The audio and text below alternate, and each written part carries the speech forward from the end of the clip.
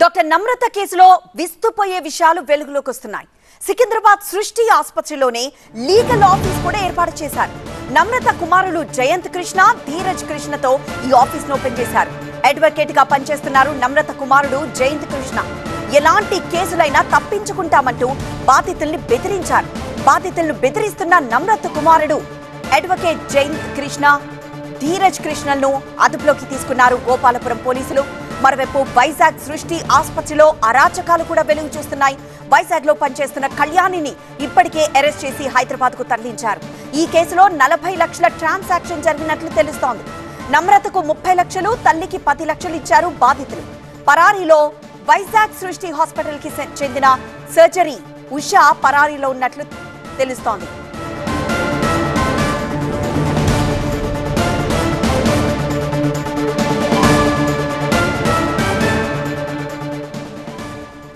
మరింత సమాచారం మా ప్రతినిధి జ్యోతి అందిస్తారు. జ్యోతి, చాలా విషయాలు ఒక్కొక్కటిగా మెల్లిమెల్లిగా బయటకు వస్తున్నాయి. ఇప్పుడు బాధితులను బెదిరించేందుకు కొడుకుల్నే తన దగ్గర ఒక లీగల్ టీమ్ గా పెట్టుకున్నట్లు తెలుస్తోంది. దీనికి సంబంధించిన డీటెయిల్స్ ఏంటి? ఎస్ పూర్ణిమ, ఎంటైర్ ఈ కేసుకు సంబంధించి మరొక ట్విస్ట్ వెలుగు చూసిందని చెప్పుకోవచ్చు. నమ్రత కుమారులలో ఒకతను అడ్వకేట్గా పనిచేస్తూ ఉన్నాడు. ప్రస్తుతం మనం చూడవచ్చు అక్కడ అడ్వకేట్కి సంబంధించినటువంటి బోర్డు కనిపిస్తోంది. ఎవరైతే జయంత్ కృష్ణ అతను అడ్వకేట్గా పనిచేస్తున్నాడో ఇదే హాస్పిటల్లో అతను ఈ టెస్ట్ సెంటర్లోనే ఫస్ట్ ఫ్లోర్లో అడ్వకేట్ ఆఫీసును నియమించుకోవడం జరిగింది. జయంత్ కృష్ణ, ఆమెకి 2 కుమారులు, అందులో జయంత్ కృష్ణతో పాటు ధీరజ్ కృష్ణ. వీళ్ళు ఎవరైతే బాధితులు ఉంటారో వాళ్ళని బెదిరింపులకు పాల్పడుతున్నటువంటి పరిస్థితి. ఏ కేసైనా, ఎంతటి కేసైనా కూడా మమ్మల్ని ఎవరు టచ్ చేయలేరు అనేది వాళ్ళు ఆ ధీమాతో బాధితులను బెదిరింపులకు పాల్పడుతూ ఉన్నారు.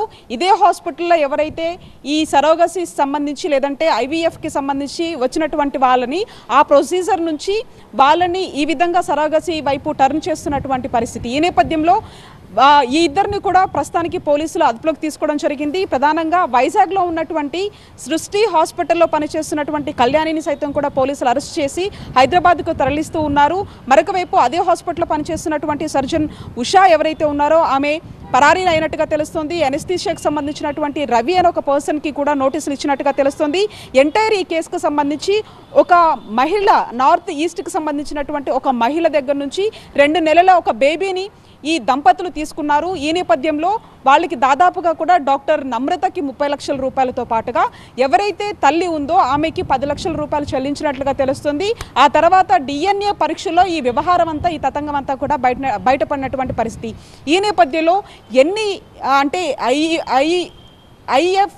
IVFకి సంబంధించినటువంటి వాళ్ళు ఎవరైతే టెస్టుల కోసం వస్తుంటారో వాళ్ళకి సంబంధించినటువంటి డీటెయిల్స్ అన్నింటినీ సేకరించి వాళ్ళని సరోగస్ వైపు మళ్లించడంలో ఎంతమంది ఈ విధంగా వచ్చారు, అంతేకాకుండా గతంలో కేసులు నమోదైనప్పటికీ కూడా బెయిల్ మీద నుంచి బయటకు రావడం, ఆ తర్వాత ఈ లైసెన్సులు రద్దు చేసిన తర్వాత వాటి పేర్లను సైతం కూడా మార్చి ఈ విధంగా దందాకు పాల్పడుతున్నటువంటి పరిస్థితి. పెద్ద మొత్తంలో కూడా లక్షల రూపాయలు సొమ్ము చేసుకున్నారు. అంతేకాకుండా ఒకవైపు అడ్వకేట్ నమ్రతకు సంబంధించినటువంటి కుమారులే కాబట్టి అటు లీగల్గా వెళ్ళినా, ఒకవైపు ఇక్కడ ఎవరైనా బాధితులు ఆరోపణలు చేసినటువంటి పరిస్థితులు వచ్చినా ధీమా ఎటువంటి అంటే పూర్తి స్థాయిలో కూడా ఒక నెగ్లిజెన్సీ, అంతేకాకుండా తమని ఎవరు ఏం చేయలేరని ఒక ధోరణి అయితే చాలా స్పష్టంగా కనిపిస్తుంది.